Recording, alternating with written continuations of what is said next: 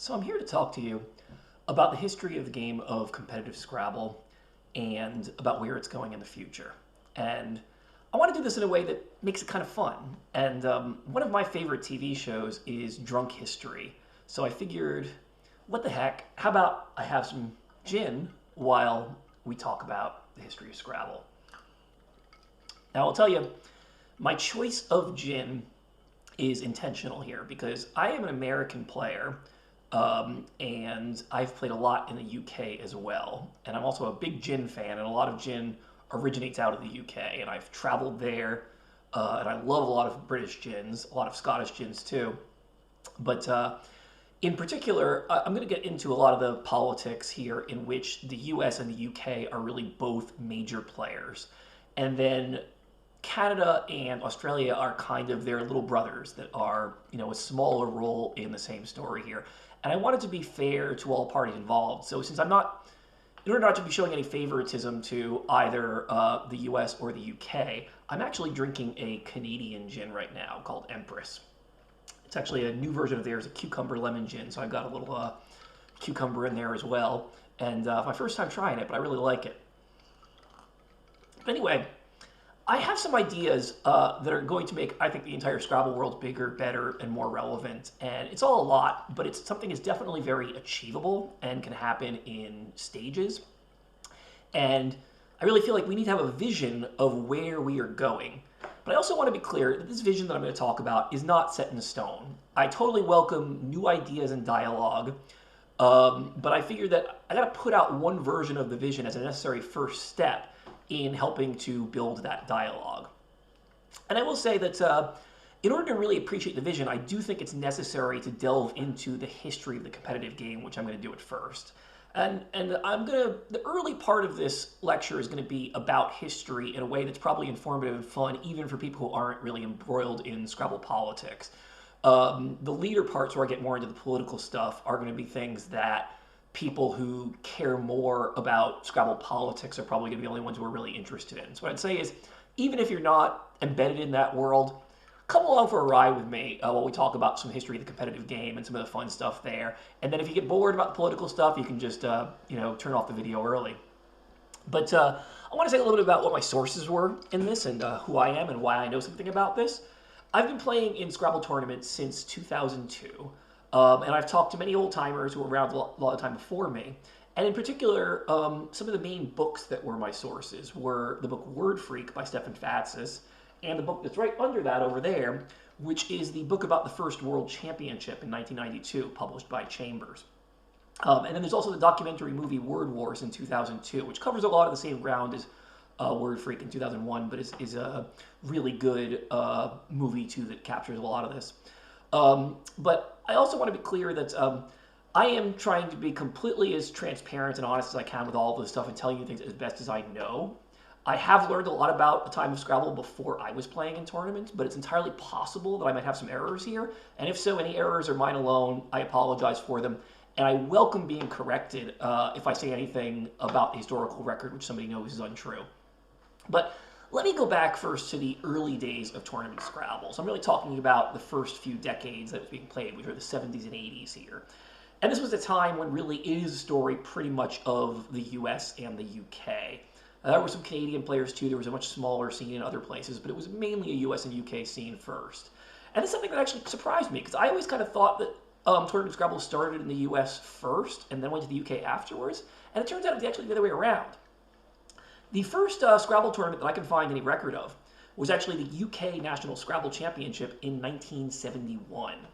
Now, I got to be clear about this, that what we're calling a Scrabble tournament at that time is played by pretty different rules than the way Scrabble tournaments are played today. So it might not even be recognizable to a lot of people as the same kind of game. Back then in the UK, it was common play with what was called high score rules, which is that you didn't really care about who scored higher or lower in the individual game. It wasn't about winning and beating the opponent. It was just about scoring as many points as you could, and you got credit for all the points you scored, regardless of what the opponent did. And then in a tournament, you play a bunch of games, and your total score would be your aggregate score over all of those games, regardless of how much or how little your opponent had scored in the games. So that first UK National Scrabble Championship in 1971 was won by a guy named Stephen Haskell with an aggregate score of 1345 points in 3 games. So if you do the math, that averages out to about 448 points per game, which I have to say is not bad at all. You got to think about this, that this is before we had a lot of modern Scrabble dictionaries, and before people had done the kind of intense word study they have now. Now, there are some things about that high score rule in game that would cause people to play differently. They wouldn't play defensively to stop the opponent's scores, so the scores might be on average higher than you would expect from regular competitive games these days. But still, by the standards of the time, 448 points per game in 3 games is pretty darn fierce. So congrats to Stephen Haskell on being the 1971 UK National Scrabble Champion and quite possibly the first ever Scrabble tournament winner. But it was the first few decades, 70s and 80s, the Brits were pretty much always playing by these high score rules. And they didn't actually switch universally as a country to playing what we call the play-to-win format until 1990. In the majority of British tournaments. But that was the point, 1990, where everything was being played by the play-to-win format. But let's go back to the U.S. now. The U.S. started at some point in the 1970s, and they were always playing what we call the play-to-win format, which is what is more recognizable to Scrabble players today. And there's a lot of history about it, about the old game rooms in New York City and stuff like that in Stefan Fatz's book, Word Freak. I'm not really going to go into a whole lot of the details there, but if you are interested in knowing more about that, I highly recommend you check out that book, which is a very entertaining read. But something I want to talk about this whole time of Scrabble is that there's pretty much always been in the history of this game this big corporate divide, where originally in the US, the game was owned by Selchow and Reiter, and they had the rights to the game, but they actually sold off the rights to sell the game in the UK and Australia to another game company called J.W. Spear and Sons. And both of those companies eventually got swallowed up by bigger companies, went out of business. Selchow and Reiter was acquired by Hasbro, and Spear and Sons was acquired by Mattel. But it's really because of that early corporate divide that the whole world of Scrabble politics has been kind of forever affected. Each one of these companies made an official dictionary for the game, or they made a deal with a particular dictionary company to make an official thing that they could sell in book and toy stores. So Hasbro actually teamed up with Merriam-Webster to make what they call the official Scrabble Player's Dictionary, and you can see one edition of it right over here. But the first version of the official Scrabble Player's Dictionary, OSPD, was actually published in 1978, which was actually a good deal earlier than the first similar thing in the UK. Even though tournaments have been going on in the UK since the early 1970s, they were actually just using a regular dictionary as their word source and having to infer and guess inflections. And what actually made the OSPD unique was that they decided to go up to the very ambitious task of looking at every word and figuring out exactly what inflections it took, whether it took S, E, D, I, N, G, E, R, E, S, T, stuff like that. And they actually printed all those inflections in that official Scrabble Player's Dictionary. And it took the UK a lot longer to catch up with that. So what eventually happened is Chambers, they were already using the Chambers Dictionary as kind of the primary word source in UK Scrabble back in the 70s and 80s. They finally made their book called Official Scrabble Words in 1988, so a full 10 years after OSPD was published. And they called that book Official Scrabble Words, or OSW for short. Later on, there was a business deal change where the owners of Scrabble in the rest of the world, outside of North America, which was Mattel by this point, they already bought it, or acquired Spears and all their stuff. They ended up changing their dictionary deal and making a deal with the Collins Company. So what used to be OSW is now CSW, or Collins Scrabble Words. And that's what this is right here. It's a bit of an old edition from 2019, but it is the newest one I have on paper. So that is the word dictionary, or the most recent edition is the word dictionary for Scrabble play everywhere except the US and Canada in the world, basically. And it's all because of this split corporate divide. But what this basically meant was that in the 1980s, there were these kind of twin tournament scenes growing up in the US and the UK. And the US included Canada too. They were kind of America's little brother along for the ride. And Australia was probably UK's little brother along for the ride too. There was a smaller scene in Australia that gradually grew bigger as we got into the 90s and 2000s. All of the rest of the world, besides the US and Canada, were using the UK's word list. So in Australia, it was the same OSW and then later CSW that ended up being the word list used there. But then what ended up happening was the first World Scrabble Championship was in 1991. And the organizer of this had to figure out how to actually deal with the fact that up to that point, Tournament Scrabble had been played with two separate word lists, this OSPD and OSW. So they decided to merge those two word lists and call them SOWPODs, which is what you get when you take the letters OSPD for Official Scrabble Players Dictionary and OSW for Official Scrabble Words, and you try to rearrange them into one pronounceable word. So SOWPODs was any word that was playable in either the American or the British dictionary. And what this meant was that good Scrabble players who made it to the World Championship had to learn all these extra words that were not playable in their home country, but were playable on the other side of the ocean. And at this time, there were words that were American only, and there were words that were British only, even though the vast majority of both dictionaries was the same. I also want to be clear that the difference between these isn't so much what you think about as the difference between American and British English. Like words like color with a U or without were usually actually good both ways in both dictionaries. And it wasn't really about that. It was more just about every dictionary has its kind of arbitrary dividing lines of what it includes and what it doesn't include. So if you look at the words that are included in one, not included in the other, they tend to be kind of weird and strange words. And that was true in both directions back then. But what eventually happened, so 1991 was the first World Scrabble Championship, and they did that in all the odd-numbered years for a while.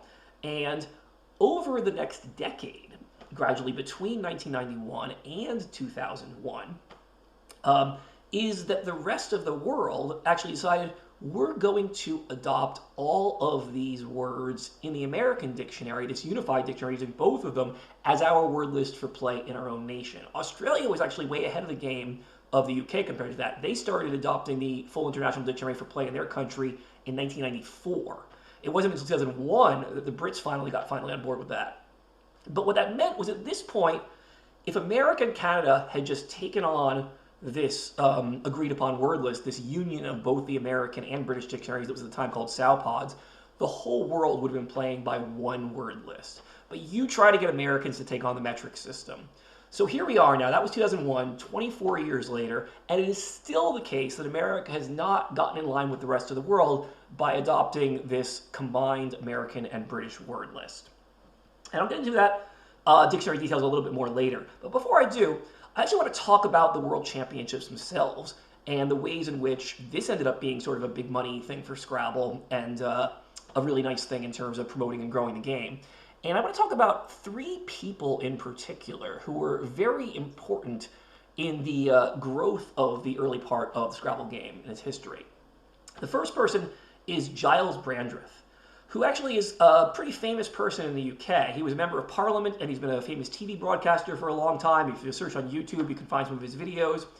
And he founded that first UK National Scrabble Championship in 1971. He really was more of a celebrity who was kind of involved with the scene tangentially and liked to support it. So he wasn't like very well known personally by a lot of the individual Scrabble players in the UK, but he did get involved in events sometime. And the Association of British Scrabble Players actually named him an honorary president at one point. But a person who really was a lot more hands-on in the UK was another guy named Philip Nelkon.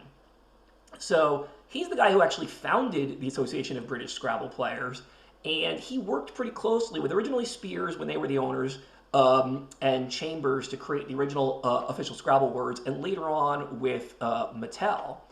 And he actually, in fact, was a marketing manager for Mattel UK for 20 years. He also was not just a marketing guy, was not just a business guy. He was a very good tournament Scrabble player himself. In fact, he won the UK National Scrabble Championship 4 times in 1978, 1981, 1990, and 1992. And if you remember what I said before, those early championships, the first two he won in 78 and 81, were according to his old high score rules. But it was in 1990 that the UK had all switched over entirely to the more common these days play-to-win format. And Philip Nelkon also won the UK National Scrabble Championship in 1990 and 92. So he could play very well under both formats and was one of the best Scrabble players in the world of his time. So those two guys, Gyles Brandreth and Philip Nelkon, were kind of the biggest guys in UK in growing Scrabble. But the biggest guy on the American side was a guy named John D. Williams, who a lot of people in Scrabble these days still may know, although he's kind of taken a back seat for quite a few years. He's not involved as a hands-on way anymore most of the time. But he was the executive director of an organization in the US that was called the National Scrabble Association, the other NSA. Um, and that was an association that had a lot of money from Hasbro, the owners of Scrabble in the US, and that they actually gave a lot of money to world championships and national championships and to growing a tournament scene there. And I want to tell you, I've never met Gyles Brandreth, but I've seen videos of him on YouTube. He seems like a very jolly guy. But I do know both Philip Nelkon and John D. Williams personally. In fact, Philip Nelkon wrote a comment on my last YouTube video.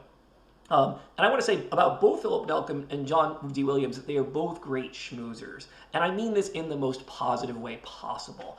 I mean that these guys are really talented at making a lot of friends in the business world, in talking up Scrabble, in making the right connections, in convincing these companies to give a lot of money to the game and to help promote it. And if you look at the history over the years of some of the really big money tournaments that were sponsored by Spears and Mattel on the UK side and Hasbro on the US side, there's a lot of them. So let's talk about that. First off, it was Spears who sponsored that first UK World Scrabble Championship in 1991. And that was in London, although it was won by an American. But they ended up having world championships in every odd year after that for a long time. And they started doing a format where it was every 4 years run in Mattel territory. So 91, 95, 99 were Mattel in the UK or Australia or Asia.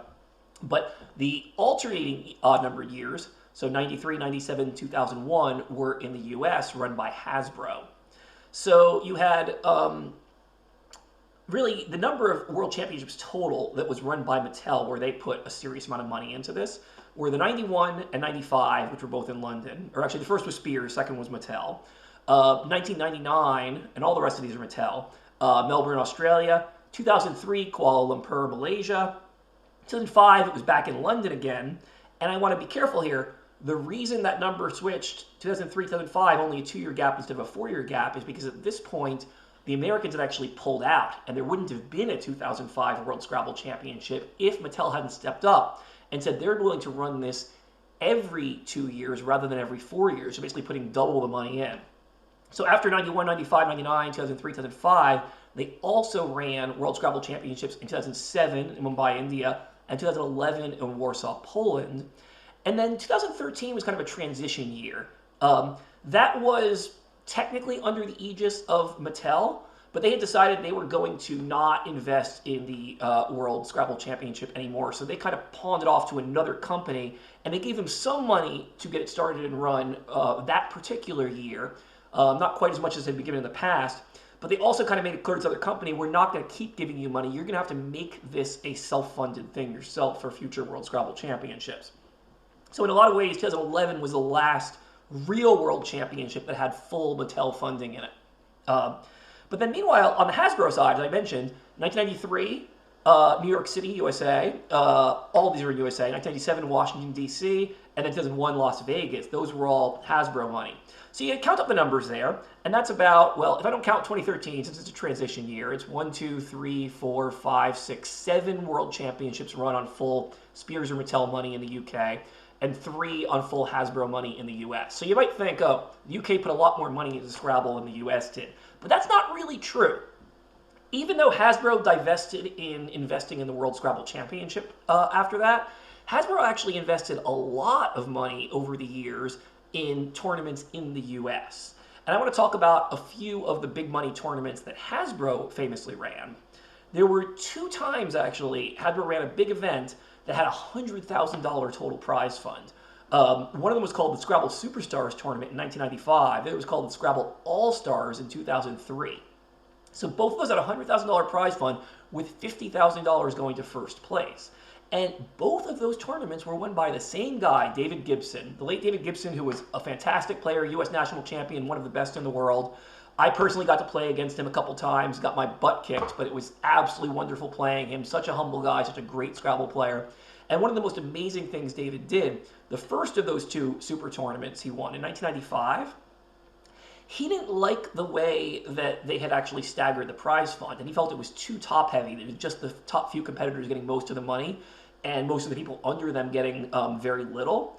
So once he got his $50,000 prize check, he actually took a cut of it and gave it to every other competitor in the tournament, and actually shared the wealth, shared the winnings among all these great Scrabble players who made it to the Superstars tournament, which was an incredibly generous and nice thing. And it was also effective politics. He did get them in 2003 to actually have a bit more of an equitable prize distribution that wasn't quite as top-heavy as it was before. So hats off to David Gibson on doing that. So Hasbro put big money into those tournaments. Hasbro also put big money into U.S. National Scrabble Championships, and I will, to be fair, mention Canadian National Scrabble Championships too. The Canadian National Scrabble Championship is something that is a little more sporadic than the U.S. one. It's only run about every 2 to 3 years, and it's generally a smaller amount of prize money, but Hasbro has made donations to that as well. But I'm really going to focus more on the USA National Scrabble Championships and the money that Hasbro has put into this for a long time. So these actually started in 1978 and happened almost every other year. Usually in the even years. There have been some times when it changed over, and there were some times when there were things in back-to-back years or they skipped a year and all that. But roughly almost every other year since 1978, there have been U.S. National Scrabble Championships. And they had some pretty small prize funds if you look at the early ones, but there was kind of a really boom period from about 1996 to 2008. In all the even numbered years, from 96 to 2008, there was a Scrabble tournament, a National Scrabble Championship in the U.S. run by then NSA, the National Scrabble Association. And they had big money from Hasbro, such that every one of those had a prize fund between $75,000 and $85,000. With a top prize of $25,000. Every one of those national champions had a $25,000 top prize. And I'm actually going to include a link in the description of this, which shows a Wikipedia page that actually lists all the prize funds for these U.S. National Scrabble Championships and a few of the other major tournaments as well. So you can see this for yourself. But if you look at the years both before and after that window of 96 to 2008, there's been a lot less money given to tournament Scrabble prize funds into the top prize. So it's only in that window that there were top prizes of $25,000. Ever since then, it's only been a $10,000 top prize, and generally the entire prize fund has been under $50,000, so a lot less than $75,000 to $85,000 it was in that window. Attendance has also been way down. Ever since that 2008 National Scrabble Championship, when it was 662. By the way, I am wearing a t-shirt from that 2008 National Scrabble Championship, not by accident, because this was really the beginning of the end, the last sort of great big tournament in the US where Hasbro was putting a lot of money into Scrabble. And in fact, I mentioned 662 was the 2008 number. The actual total highest peak in the National Scrabble Championship was 2004. There were 837 players. So you look at that whole window and you say, okay, so late 90s into most of the first decade of the 2000s, there was a lot of money put into Scrabble. There were some pretty big tournaments. The scene was kind of booming.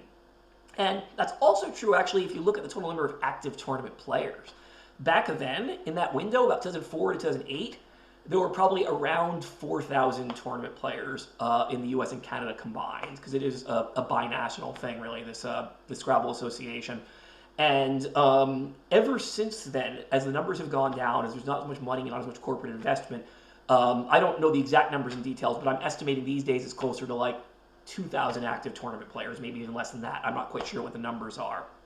But you look at this and you say, Scrabble had this kind of golden age in the late 90s into 2000s, and something went wrong. Where did all this money go? But also, before I go into what went wrong, I want to talk about the fact that if you look at over the years all the money that both Hasbro and Mattel put into the game, it's not an exaggeration to say they gave millions of dollars to Scrabble. Now, it wasn't all at once. It was over the course of a couple decades. It was a lot of tournaments. But you spread all that all the time, take the sum of all that money, and you're like, they did put millions of dollars into the game. But basically, Hasbro stopped really doing that after 2008. And Mattel hung on a little longer, but they pretty much stopped doing that after 2011. And 2011 was the last, as I said, fully funded Mattel World Scrabble Championship. And I feel really fortunate, actually, because I played in the 2011 World Scrabble Championship run by Mattel in Warsaw, Poland. And that was my first ever World Scrabble Championship. And in a lot of ways, I think one could say it was the last real World Scrabble Championship. But I just want to tell you firsthand, my experience in it was freaking awesome. I was like, when we played in this tournament, first off, they had a nice website that had bios and pictures of all the players that made it easy to follow the results from afar. And it was an invitational thing. You had to be one of the best players in your country to get in. And you had to pay your own travel there. In the early years, sometimes some of the countries did actually pay travel costs for some of their players to get over to the championships, but probably not by 2011. I know I didn't get any money then. I had to pay my own way to get to the World Championships in 2011. But even though I had to pay my own way to get there, and for lodging, I didn't have to pay an entry fee.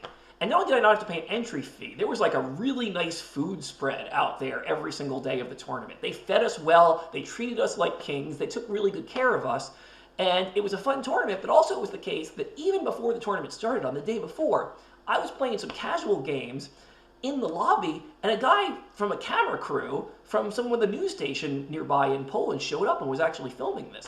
And this is the thing, is that like, Mattel had the influence to get big media attention, to get camera crews, to get news people, to get money into these games, to get nice spreads and all that, of food for all the players, and to really make it a nice big thing. They even printed out color programs that had all of our pictures and bios in it too.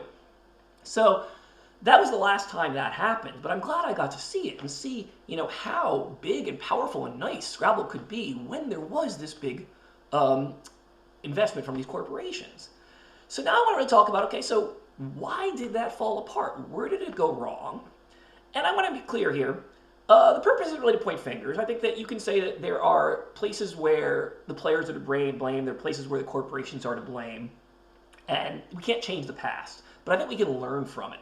I think there are a lot of ways in which we look at what happened, what worked, what didn't work. We can figure out what to do better in the future and how we can ever make Scrabble get to a big point again and get to a point where it really is relevant and where there is some money in it. So, first thing I would talk about too is that you definitely have to say that the book Word Freak coming out in 2001 was part of the boom of that. It ended up leading to a big influx of players, especially in the US, a large increase in players and a large increase in interest, and it's part of what led to significantly higher numbers in the early 2000s, in that, especially that 2004 to 2008 period when the U.S. National Scrabble Championship was really booming. And it's what led to ESPN having that 2003 All-Stars tournament covering Scrabble on TV. But I want to be clear that Word Freak wasn't the start of all this. Word Freak made it bigger, but this did actually start before Word Freak in the 1990s. That 1995 All-Stars also had gotten some ESPN coverage, and there already was a trend upwards with Scrabble and a little more money, a little more investment in it even before that, although it obviously got a lot bigger after Word Freak. But the point is that, you know, late 90s, not quite as big as the 2000s after Word Freak, but still, even the late 90s were often better than Scrabble is doing these days. In the US, anyway. So, let's talk about what went wrong. First off, the dictionaries. Okay, so, I already talked a little bit about the OSPD and OSW, the divided dictionary thing here. But now I'm just focusing on the OSPD in North America, Official Scrabble Players Dictionary. There was a first culling of dirty words in the mid-1990s. And the reason this actually happened, it was about 94, 95 or so, there was a Jewish woman in Virginia who picked up an Official Scrabble Players Dictionary, and she wasn't even a tournament player, she was just a casual player, had gotten this in a bookstore or something, and looked up the word Jew, J-E-W, to see if it was in there, and found out it was. And the thing you understand about the Scrabble Players Dictionary is they're trying to list things by what has the most inflections, so that it can be clear that you could also put an S, an ED, an ING on the end of the word. And they're also only allowing words that are uncapitalized in use. So most of the time when you use the word Jew, it refers to a Jewish person and it's capitalized. But the one time that the dictionary site word is used uncapitalized, what it actually means, and what the definition was listed in the dictionary as Jew, to bargain with, an offensive term. So this woman saw this definition of Jew as a verb and was mortally offended. And she got really angry and upset, contacted the Anti-Defamation League, and started a shitstorm of bad publicity for Hasbro and Merriam-Webster, and eventually put enough pressure on them, they decided, we need to get this word out of the dictionary and some other offensive words too. Because at that point, it was a lot of racial epithets especially that were included in there. like Jew, like the N word, but also like dirty words like the F word were in there too. So it was decided by the powers over at Merriam-Webster and Hasbro. Oh, we can't do this. This is a family game, and we're not really just trying to serve a tournament population. We're trying to serve the whole country in selling these games and selling these books and all that. And it doesn't look good for our corporation to have these words in here. So we're going to take these words out of the dictionary. And when they decided to do that, this little scene of tournament Scrabble players threw an absolute snit fit. They're like, don't touch our words. We've been playing in tournaments with all these words, yes, even with words like the N word and the F word, for a long time, and it doesn't bother anybody. In this tournament setting, they are devoid of any context. They're just rules in a game, strings of letters that are what we're allowed to play and score with. And I totally get the players' reasoning then, but the fact is that this was a no-win situation with the corporation in terms of what they were actually going to print in the official Scrabble Players Dictionary. So what ended up happening was the players created enough of a fit about this that they eventually made a compromise that they were going to take the defensive words, like Jew, like the N word, like the F word, out of the official Scrabble Players Dictionary they sold in stores, but they were going to make a separate word list that they called the Official Tournament and Club Word List, which was a printed book that had that set of letter words, including those offensive words that had been taken out, but it was not available for sale to the general public. That was only available for sale to the members of the National Scrabble Association, people who were playing in tournaments. And you get it mail order from Merriam-Webster. Also, a lot of tournament and club people just got many copies of it and sold it at clubs and tournaments and all that. So people had ways of getting their hands on it, but it wasn't something that was easily available to the entire general public. By the way, I have, it's a pretty ratty copy right here, but the Official Scrabble Players 3rd edition is the first edition of the OSPD that did not have the dirty words in it, that they were all edited out of. And it was actually the first OSPD that I used when I was playing in Scrabble tournaments. I didn't even know, I think, when I first picked it up, that it was slightly different from the tournament word list and had the extra words. I had to learn those separately. I don't know if they ever got a paper copy of the Official Tournament Club word list, but I managed anyway. I will tell you that the Official Tournament Club word list is a mouthful, and sometimes it's written out as OTACWL, but most of the time that acronym is just shortened to OWL or TWL. OWL for Official Word List or TWL for Tournament Word List. And those acronyms have both been used, and it's kind of a confusing thing about Scrabble history. There is no difference between OWL and TWL. They're two different acronyms for the exact same thing. They just mean the word list that was used for tournament play in the US for a long time after they split out all the dirty words and kept them only in that official word list, but not in the Scrabble Players Dictionary.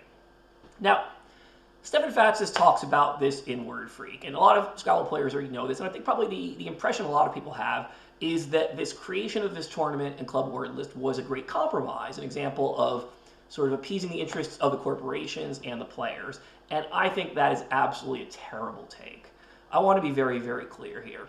This was a big mistake by the players to allow the creation of this official tournament and club word list. What the players should have done, and what they are still suffering the consequences of having not done, is just given in to the corporation and said, you know what, you want to take out 100 or so dirty words, and whether they are words like the F word or words like the N word, doesn't matter, just take them all out, and we won't play with them. It's not going to affect our games very much. The difference in strategy is minimal, but it makes the whole game more family friendly, but more importantly than that, it's really about aligning the interests of the corporation and the players. There's an enormous advantage if the players are playing Scrabble with a dictionary that is the same one that is the official Scrabble Players Dictionary sold in the stores. And one thing you gotta understand is that that's a big moneymaker for the corporations. They make significant money of that, not just from the tournament players, who are a tiny number compared to everyone else in the country who might buy an official Scrabble Players Dictionary just because they like the game, play it at home, and want to use the same dictionary they think the pros are using. But, you know, what we're going to talk about here is really this idea of alignment, is that the best way a game or sport can thrive is to get the corporate interests aligned with the players' interests. I think a great example of that to think of is tennis, right? You look at tennis, and there's a lot of money to be made selling equipment, selling rackets, or balls, or also the stuff people wear on the court, their athletic wear and all that kind of stuff. You have all these sponsors, these companies that make this equipment, make this clothing, and they want players to use their rackets, use their balls, use their clothing and all that, and show off the brand names there and get other players to buy it. And it works, right? There are a lot of people who are never going to be a professional top-level tennis player, never going to play in a Grand Slam or anything like that, but who still want to use that same equipment, want to wear that same kind of clothes, and therefore that stuff sells and makes money. So let's think about this for Scrabble. The OSP, the Official Scrabble Players Dictionary, and the Official Scrabble Words, or Collins Scrabble Words in the UK, is kind of an equivalent to this, right? It's like, okay, it's only a small number of tournament players who are using this dictionary for our tournament games, but you can get more investment from other people who are just fans of the game who want to think they're playing the same game the pros use by buying this dictionary, right? And it's more than just that. It's also boards and tiles. That's another kind of infuriating thing about Scrabble history, is that if you've played on a lot of old Scrabble sets, still the ones that are most commonly sold in America, you know that they have wooden tiles usually that actually have letters engraved in them. And this is not good for tournament play, because players can braille those tiles, they can feel what letters they are and figure it out. Or even if they can't figure out the exact letter, they can at least figure out if they're blank tiles a lot of the time. So it's not really a safe thing to use in tournaments, and it was very early on, Scrabble tournament players figured out this gave too much of an advantage or unfairness in the game, so they had to start making other sets of tiles that weren't so easily brailleable, that had smooth surfaces. But it's not just the tiles, it's also the boards themselves. So, there's a lot of traditional Scrabble boards are just flat boards that sit on the table, which is not so good if you want to be able to spin them around and face different players. Now, you may have bought something called like a Scrabble Deluxe Edition that comes on like a Lazy Susan base, and that can be a nice thing, and that's generally what tournament players prefer, some kind of rotating base to turn the board either way. But even that, one of the big problems with the toy companies is they can never seem to make a rotating board that was circular. They would always make them square with corners, and that's actually a big problem at tournaments because you spin the board around, and those corners knock stuff over. Like somebody's got a glass of water or maybe gin at the table, and you accidentally knock it, you spill stuff down, especially when it's like the heat of the moment, the clocks are ticking, you're moving fast, and it can just make the whole tournament go awry. So Scrabble tournament players very much prefer a round board with no corners, even if it's a little wider, so that it's safer to rotate around the table without causing any havoc there. But it's not just the roundness of the board, it's also a matter of the height of the board relative to the tile racks, is that the board has to be low enough and the tile racks high enough that you can see the racks above the board, so you can tell when the opponent has 7 tiles on the rack. If they have too few tiles or too many tiles, you can address that. So it's actually a very important thing to do, and for whatever strange reason, the way the toy companies always seem to make their deluxe editions, the board is way too high relative to the tile racks, so that not only do you have these corners knocking things over, but you can't actually very well see the tiles on the other side. And some of this was clearly the corporations not doing the best job of making the best set possible. But I really very strongly feel that where there was a major lost opportunity for the Scrabble organizations, for the tournament players, was they should have worked harder with the official Scrabble owners, Hasbro and Mattel, or their previous corporate owners before that, to say, we want you to make a really good board that is a rotating circular one that's low enough and the tile racks are high enough that you can see the tiles over, and that has smooth tiles that can't be easily brailled, and that is totally tournament legal. We want you to sell this in the bookstores and toy stores. If anything, you could even bill it as a pro set. Use the same sets the pros use so that people who buy it maybe are willing to pay a little extra for feeling like they're more important. They're playing Scrabble just like the pros do. This was a great money-making opportunity for the corporations, and to get, again, the interests of the corporations and the players aligned with each other. I would happily play in Scrabble tournaments using the official Hasbro and Mattel equipment with their brand names all over it. I'd wear a t-shirt that said Hasbro and Mattel too, if it meant getting more money for tournament Scrabble, if it meant, help the brand so they can help us, so they want to keep putting more money into the game. But Instead, things went the opposite way. Instead, things went to the corporations never making any good equipment for the players to use, and the players setting up all these mom and pop shops and just doing their own homespun businesses to make their own custom boards and custom tile sets and all this. And another thing, it's important to have different color tile sets when you have a whole lot of boards in a room so that you don't have boards next to each other using the same color tiles and getting them mixed up. That's an important thing too, that the traditional game sets don't really help with very much. But the point here is that, you know, I don't blame the players if they didn't have the right equipment for starting their mom and pop shops. And I do think that there's a certain DIY aesthetic that's developed in the Scrabble world, which is totally understandable. But really, there should have been some people at the top of these Scrabble organizations who were farsighted enough to realize it's really, really important that we get the corporate buy-in on making the equipment that we can use, that shows off their brand names proudly, so that their interest and our interests are aligned, and they want to keep seeing this game grow, so that they keep having ways to make money on it as the Scrabble tournament scene hopefully grows. So, lost opportunities there in terms of alignment of players and corporations. But another thing that happened that got the tournament players' interests de-aligned with the corporations even more was this splitting off into renegade associations. So after NSA ceased to exist because Hasbro stopped putting their money in 2008, it was replaced with a new organization called the North American Scrabble Players Association, NASPA, which was basically a player-funded organization instead of having the corporate money from NASPA, or from Hasbro that NSA had previously. But what happened pretty quickly in the next few years is that NASPA became pretty unpopular with some of the other people in the tournament Scrabble world. And there was a split off of a new organization called WIGPO, the Word Game Players Organization. And then there was later another one called COCO that spun off about a decade later. But basically what happened was NASPA didn't do a good job of keeping its members happy. More organizations spread out, and that created confusion, it created division of the community, and it created a dilution of prestige and titles, like who is the national champion?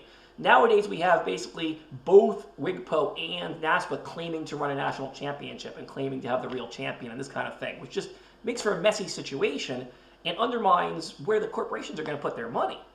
And I want to be clear, this is mainly a problem in North America, but it's not only in North America that we've had this kind of problem with us competing with ourselves. It was also the case in the rest of the world that WESPA started their own WESPA championship. And originally, they were trying to do this to supplement the World Championship and run it in years where there wasn't an official World Championship actually taking place. But there were some miscommunications and foul-ups, and it ended up being that the WESPA Championship actually competed with the official World Championship in 2 different years, in 2017 and 2019. And that's a bad look. And that's the thing that, like, I'm not pointing particular fingers. I'm sure that there was miscommunication that happened in many different directions in terms of how things happened the way they did. But it's a bad end result in terms of having a WESPA championship and a world championship in the same year, especially because they were kind of too close to each other on the calendar and could have been cannibalizing the number of people attending each one. And also, if you're trying to get the corporations to put money into world championships and keep putting money into them, it's going to be harder if you're undermining that by running another tournament. So, I want to be clear. Renegade associations, competing championships, those are all bad things for the game of Scrabble, and they're ways in which we got our interests de-aligned with the interests of the Scrabble corporate owners. And I want to be clear too, de-align is a playable word in Scrabble. So remember, if you have the word dealing, you can actually switch that N and G around and make it D-E-L-I-G-N to spell de-align. Anyway, I also want to be clear, there's another big problem with these renegade associations in North America, WIGPO and COCO. The only new lifeblood into this game is from people's familiarity with the worldwide brand name Scrabble. Right? All of us who play in tournaments started because we were living room players. We were people who knew this game as kids, who their parents introduced it to it, or other family members, or other friends. We knew the game because it was sold in tons and tons of book and toy stores, and it was all over the place. And the fact is that nobody gets into something like Tournament Scrabble without being familiar with Scrabble as a game first, right? The big problem WIGPO and COCO have, Scrabble is not in their name, right? And I understand why they went that way, because they were competing renegade associations and they didn't want to get into legal trouble and they wanted to keep the name out of it. But if you're doing this, this is a sign you're going in the wrong direction. You know, your fear of lawsuits and corporate interference means you're not trying to work with the corporations, you're trying to work alongside them or maybe even against them. And you really need to find a way to run Scrabble organizations and events more effectively where you actually are working collaboratively with the corporations.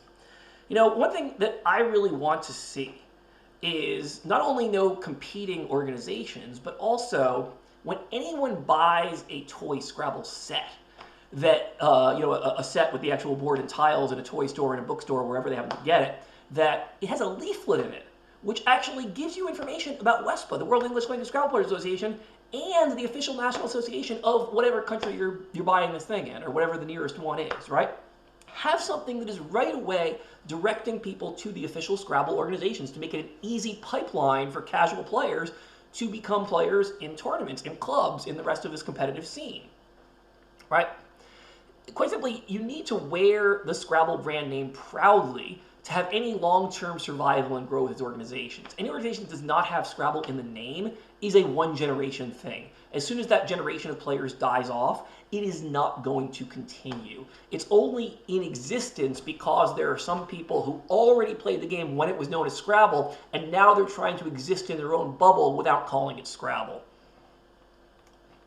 But anyway, that was a little bit of a tangent about alignment and de-alignment of corporate interests. I want to get back to the talk about the dictionary a little bit again, too, because I already talked about the way in which there was a falling out and we were no longer using the official Scrabble Players Dictionary as the actual tournament dictionary. But the dictionary divisive story is actually worse than that. In fact, from 2021 to 2024, there have been at least 5 different English language dictionaries used for competitive Scrabble at the same time. So this is a complicated story. Starting after 2008, when Hasbro decided to stop investing their money into the adult tournaments, they decided they were going to put a lot of money in school Scrabble tournaments. And they didn't want to use the tournament word list out of these dirty words for the school kids. So they were using the official Scrabble Players Dictionary, one of the dirty words taken out, as their official word list for the school kids.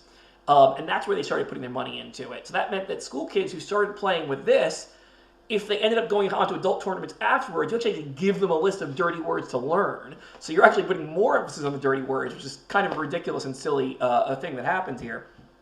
But in addition to that, I want to be clear, this was just the original change in the dirty words in the 1990s, which was only in the United States. There was no similar culling of the dirty words out of the international list, what was at that point called CSW, in the 1990s or early 2000s.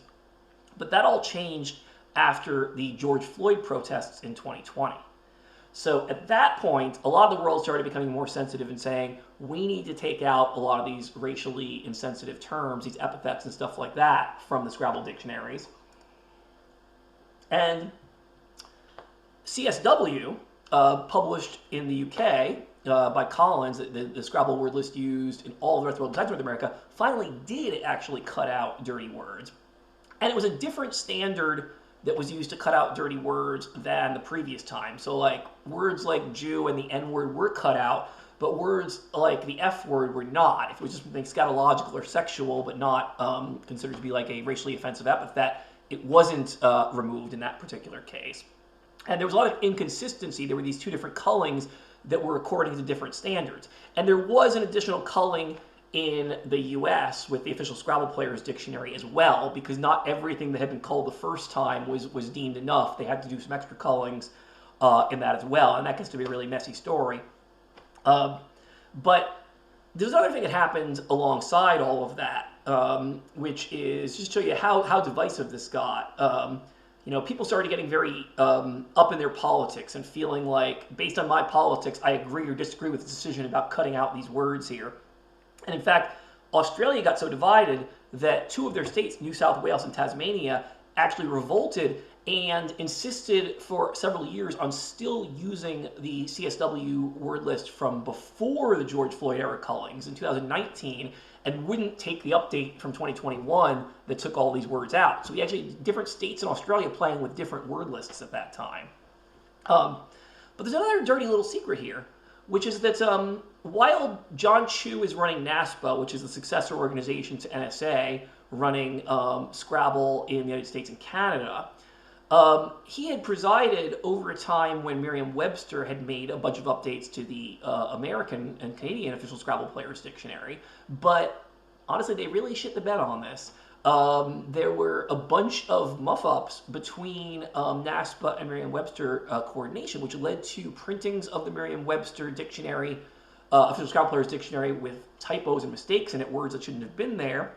Led to, I think, somebody at Merriam-Webster getting fired over the whole thing, and eventually led to John Chu actually completely losing his corporate relationship with Merriam-Webster, which is not something he likes to make all that public. There is no relationship between NASPA and Merriam-Webster anymore. So the official tournament and club word list no longer exists.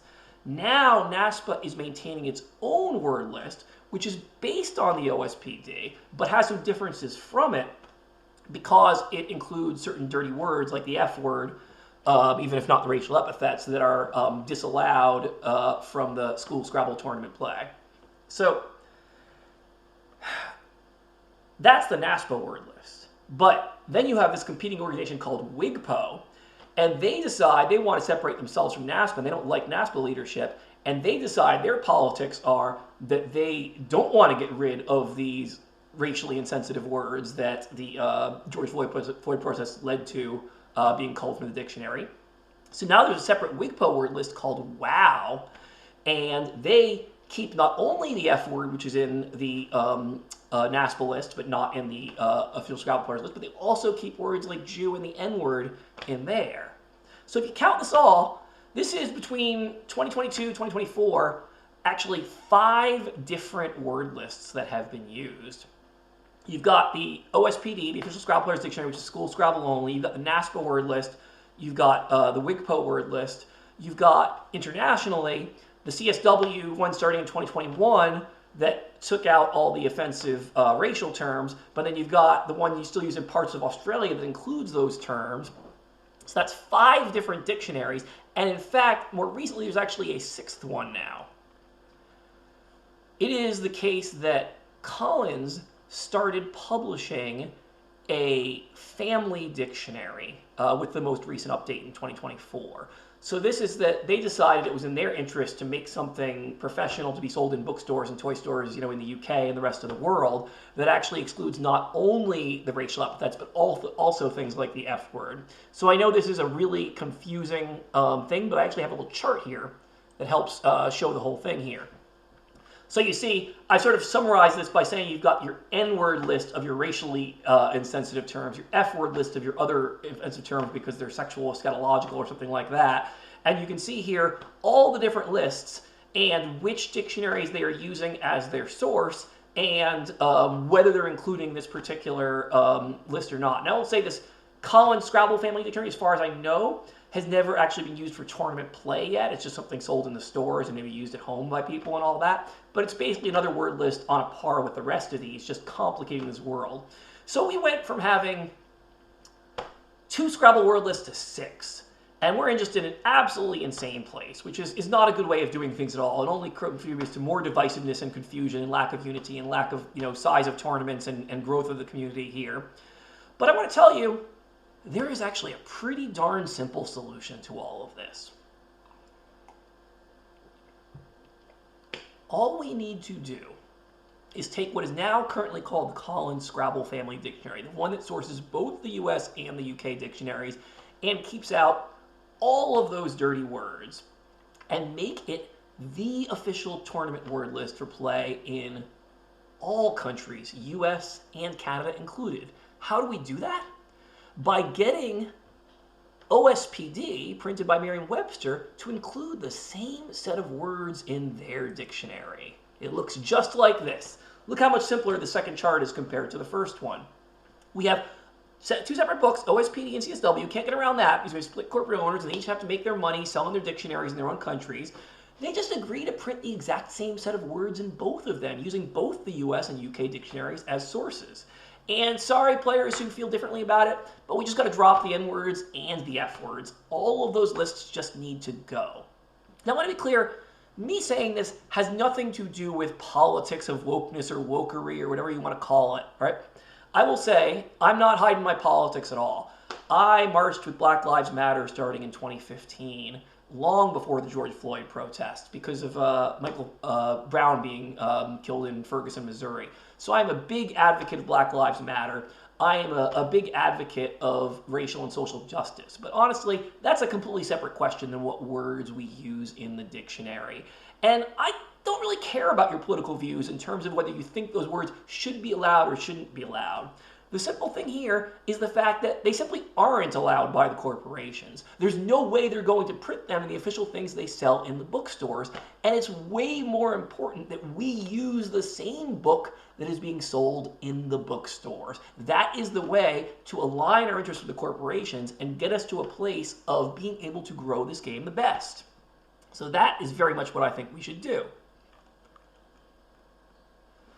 That's about it. That is the only way to unify that word list. We got to get rid of the N words, we got to get rid of the F words, and we got to use the dictionaries from both the US and the UK.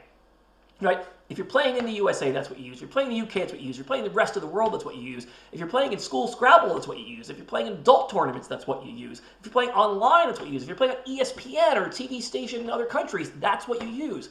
This is the only way to get the entire world to unify behind one word list, to say yes to US and UK dictionaries and no to all the offensive words. That is the answer. Now, I want to tell you, back when Chris Cree, who's the guy who originally founded NASPA, even though he has John Chu working as his president right now, was more active, I did talk to him about this, and he told me that was a no-go with Merriam-Webster. They legally couldn't print it in the OSPD, the words from the Collins Dictionary too, according to the chats that he and John had with the corporate people over at Merriam-Webster and Hasbro and all this. And here's my answer to that. Bullshit. Collins decided to print the words from the Merriam-Webster OSPD in their CSW, and they didn't get sued, right? If one dictionary company can do it, so can the other. So my answer is the leaders of Scrabble need to go back and work harder to have those conversations with the corporations and actually get everyone on board on using the same words. So I'm not saying it's going to be easy, but here's what really needs to happen to make that happen. National associations have to get out of the dictionary business entirely. All right, that's what we've seen here. Not only do we have rival national associations in things like NASPA and WIGPO, but we've also got them even competing about what is the actual word list, what are the words of the game, and we see what happens in Australia when that happened too, when we had divided word lists in different states, right?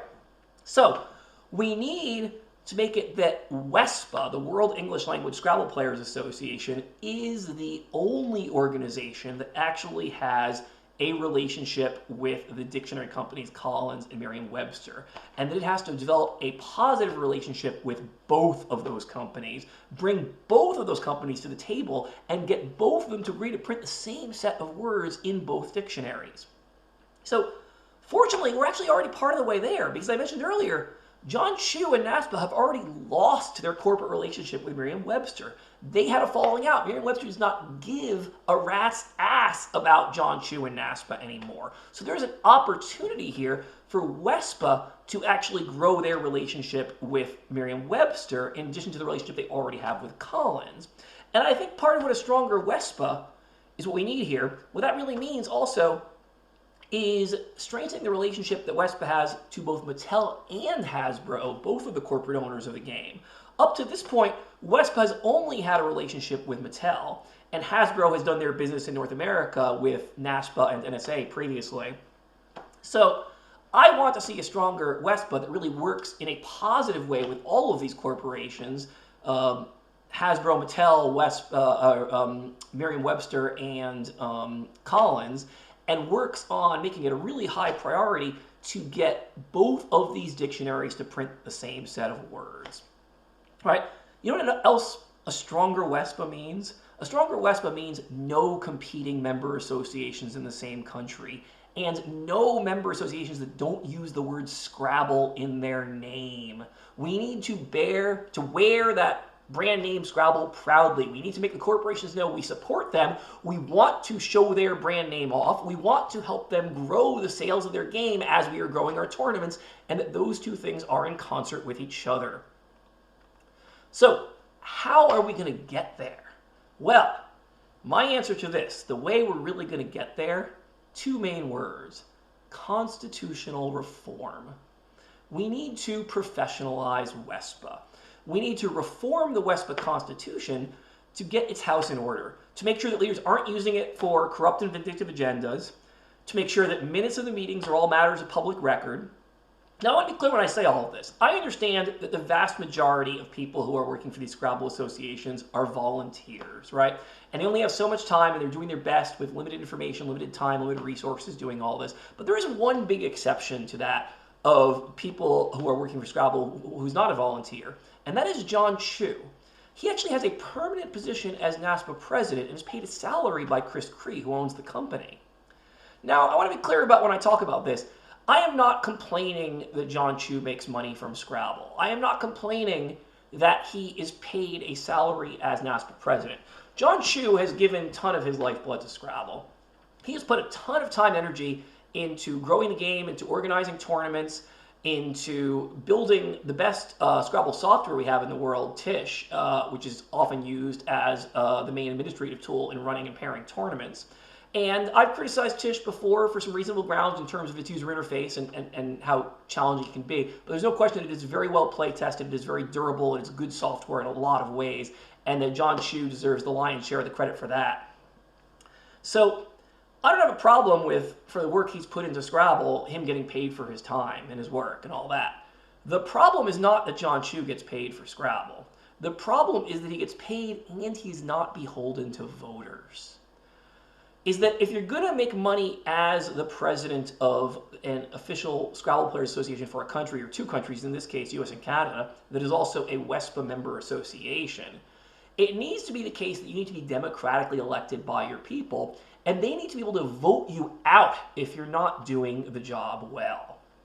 And that's why part of what we need to change is to create a new WESPA constitution that has constitutional standards for all member associations. Let me repeat that. Constitutional standards for all member associations. What this means is that member associations cannot have kings. The political leaders must be democratically elected and can be voted out. Member associations must have Scrabble in their name. Member associations must have a constitution which has particular requirements that are easy to follow and spelled out by the WESPA Constitution. WESPA can even provide a template member association constitution, making it easier for member nations to adopt it to their own needs. If leaders of member associations fail to obey their own constitutions or WESPA's constitution, decisions need to be appealable up to the WESPA level. Furthermore, there cannot be more than one WESPA member association in the same territory.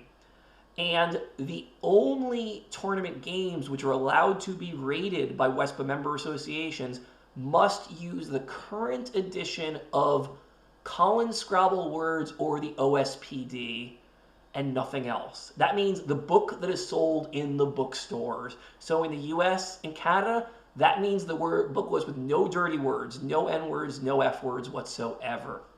Quite simply, if you want to change what words you are playing in Tournament Scrabble, you need to actually get it changed in the book that is published by the company working with the corporate owners of the game. You need to work with them rather than against them.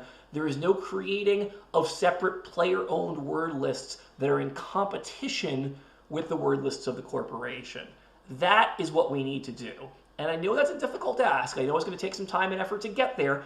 And I know that the players had their reasons for separating because of difficulty working with the corporations, but we need to have a new go at this. We need to have a better relationship with those corporations. We need to find a way to get us and those corporations at the table all talking to each other, get both of those dictionaries, OSPD and CSW, printing the same set of words, and getting players and organizations to stop being in the game of cooking up their own word lists. So, if WESPA succeeds in doing all this, in writing this new constitution, in holding all of its member associations to these new constitutional standards and gets everyone to write new constitutions or be kicked out of WESPA and replaced by something that does obey those constitutional standards, then not only will we get everyone in the world playing with the same dictionary, we'll get no competing associations, we'll get leaflets in every board game box pointing people to the official Scrabble associations, and there will be the most potential to grow the game. And that is where we really want to be.